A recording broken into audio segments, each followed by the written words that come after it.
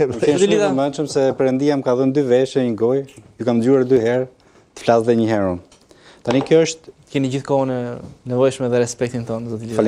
Faleminderit shumë. Kjo është gjëja e duhur sepse e përdor edhe djali, është gjë, tha.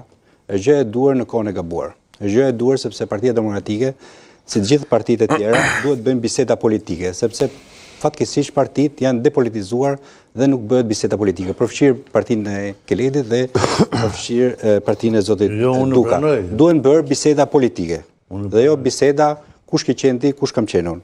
Partia Demokratike ka humbur. Mos bëj edhe arbitrin. Partia Demokratike, po në argumentet tuaja arbitrin e diskutimit se bëj se zgjidhun me Keledin. Fol çka kjo se kene gjë për këtë çështje. Të dëgjova me shumë vëmendje. Po mos bëj arbitrin e diskutimit tonë, se jemi këtu neve, nuk kemi ikur. Të dëgjova me shumë vëmendje. Po pra vazhdo. Vazhdo pra bëj. Bëri një pyetje për çështjen. Bëj përgjigje çështjes, shpunge ti se ç'a bëj me Ngeledin. Ne Ngeledin do të bëjmë gallak për çemin tonë. Më lër të flas. Mos u fut kot mes. Mos u kariko. Mos u fut kot mes. Qetso. Ke parasysh mos u fut mes dy se. Qetso. Sanduiç pastaj. Qetso dhe mos u kariko. Jo, po të them kot. Partia Demokratike ka humbur vokacionin majoritar në shoqëri dhe për shkak të leadershipit dhe për shkak të shumë gabimeve që janë bërë me aleancat dhe me komunikimin politik. Fatkeqësisht në takimin e parë në Durrës nuk arritëm të kuptonim shumë gjëra nga takimi i Saljanit, ç'mendim kam për reformën drejtësi, ç'mendim kam për koalicionet, ç'mendim kam për reformën zgjedhore, ç'mendim kam për oligarkinë, si po qeveriset Shqipëria. Prishin takimin e parë ato. Po duhet ishin të dhënë disa mesazhe dhe ti kuptonin, a duan të qëndrojnë ata në Shqipëri apo duan të qeverisin. Partia Demokratike nuk po i zhgënjen. Kjo është gjë e duhur. Duhet hapur Andrea, duhet hapur një bisedë politike për këto gjëra dhe duhet bërë një bisedë politike.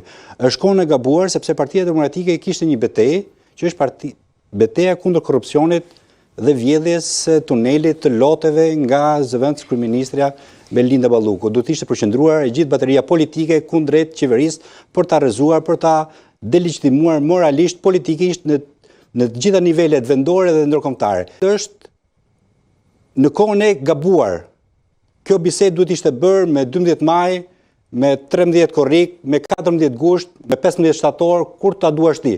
Jo tani. Tani është në kohën e gabuar. Tani ti ke ato që kanë vjedhur lekët dhe ti kthesh te kërthiza jote. Shikon kërthizën tënde, shikon Alibeja, shikon Koka, gjithë shikojnë kërthizën e Sali Berishës. Po pse akoma me kërthizën e Partisë Demokratike do merrem ne? E kanë humbur interesin qytetarit për Partinë Demokratike. E kanë humbur totalisht dhe nuk shkojnë në zgjedhje, nuk shkojnë komisioner. Ne do të flasim për vjedhjet, kanë humbur lekët, janë zhdukur lekët, janë marrë lekët nga tuneli, nga lotet, nga gjitha tendret e mundshëm. Ne do të bëjmë bisedë për këtë gjë. Tani ju na ktheni prapë neve në para histori. Se çfarë ka bërë Berisha, si Berisha gjeti rebelin e ri, si gjeti Berisha Azem Majdarin e ri, është e njëjta teknike para 25 viteve. Doktori dhe rebeli. Doktori është akoma këtu, rebeli ishte një Azemi, tash është një rebel tjetër që është Saljani, më parë ishte një rebel tjetër, po prapë këtë teknikë, kjo është një film i parë. Ne do të bëjmë një bisedë reale për problemet që ka Shqipëria. A janë të gatshëm ta të rit të jetojnë me këtë Shqipëri që ka ndërtuar Edi Rama? A janë të gatshëm të bëjmë palestër këta që ta mundin makinerinë politike të Partisë Socialiste? Por këto biseda duhet të dëgjojmë ne. Ka 13 vite që bëjmë palestër, Olita. Por ç'më mendon Saljani, Ali Mehmeti për non-gratat, për reformën e drejtësisë, për spakun, për ofertën politike? Këto duhet të dëgjojmë ne, jo ato lefenizmat që dëgjojmë ne nga ata që përshëndesim Sali Berishën me zemrën dorë. Ata nuk janë... Pra nuk ju bind praktikisht. Ata nuk janë argumenta politike. Nuk janë argumenta politike. Argumenta politike është me qëndrime publike të qarta. Ne jemi bërë aleancë me Shtetet Bashkuara të Amerikës, me Britaninë e Madhe, me Bashkimin Evropian në 1, 2, 3 gjëra. I përkrajmë në këtë gjë. Reforma e drejtësisë është bërë mirë apo është bërë keq? Spaku po punon apo është organizatë kriminale? Këto janë qëndrime politike që ta marrin vesh dhe njerëzit ku qëndrojnë këta. Por është në kohën e gabuar. Është në kohën e gabuar sepse Partia Demokratike, dhe kjo bëhet qëllimisht edhe nga Berisha, edhe nga Saljani, edhe nga shumë të tjerë, që devijojnë vëmendjen nga Belinda Balluku. Dhe bëjnë qëllimisht. E di shumë mirë Koka, e di shumë mirë Ngeledi dhe e di shumë mirë zoti Duka. Që kjo po bëhet në kohën e gabuar. Duhet flasim për një gjë tjetër. Jo. Sa ditë zoti Duka? Jo, 2 mesazhe aty u dhan faktikisht. Aty u dukte më tepër si lëvizje organizative sa politike. Një mesazh kryesor që i thatë edhe ju kur folit fillim, domethënë është duhet zgju strukturat, si që thamë, si që mundomi të them, edhe tjetër jo shumë rëndësishme që u tha aty, është kjo ndërthurja e brezave, të shqipë, të shikojme tjetër që 70 ca vjeçar pra parlament, të vinë pra këta të ri, dhe ja u lonë gjithmoni, se u tha aty kënë dreca, si me i votur, nuk është me i votur i dreca, dreca ka morë rreth 5.000 vota, a nuk ka morë 8.000. Nga forca juaj politike. Nga imja po, Durrës ka qene, ka morë qik ma shumë, po në gjithë qarë ka morë Auloni. Po, atë mesazh është ullurit se ajo, si vazhdo di 5-6 mandate deputetë burë, për liroj e kraun, se bëhu ferë, se kjo s'ka kuptim fare.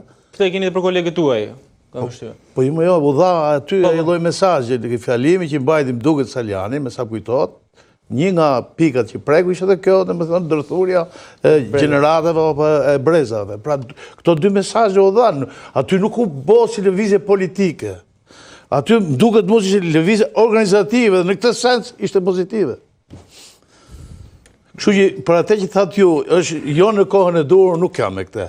Çdo lloj lëvizje, kur do që të bëhet mirë është. Pse ne bëjmë këtë bisede, sepse kjo është ngjarja ditës, por nuk do të thotë që ne nuk kemi denoncuar e gjithë opozita gjithë kohën, gjithë këto problematika që ka majorancë me korrupsionin. Kjo ka vazhduar për ditë. Zoti Lita tha, zoti Duka e di që kjo bëhet për të shmangur. Nuk besoj. Këto pjesë të tjera. Unë nuk e njoh këto lloj kështu underground. Atë që mendoj atë e them.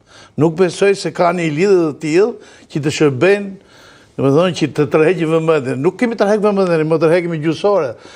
Ato problemet që ka Ule rasin çdo ditë atë me korrupsionin nuk ka drejtë mbyll ata. Okej, zoti Koka. Shiko, që të kthehemi edhe një herë ke debati. Çfarë është kjo lëvizje? Për mua lëvizja më thënë tregon, si më thon, nevojën për një debat brenda Partisë Demokratike. Dhe unë këtu shpesh e kam thënë që nevoja e debatit dhe debati duhet bërë në Partinë Demokratike, brenda në Partinë Demokratike.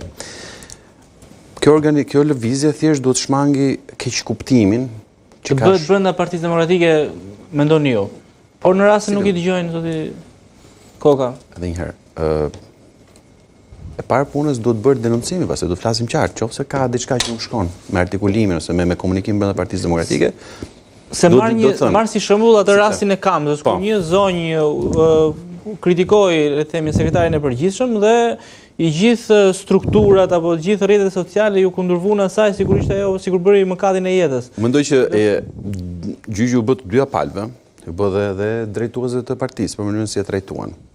Por ajo që është shqetësuese në këtë rast është që si ka mundësi domethënë që kemi një kamera, një telefon në momentin e duhur kur ndodh një konflikt. S'ka rëndësi. Edhe kjo është gjë e mirë.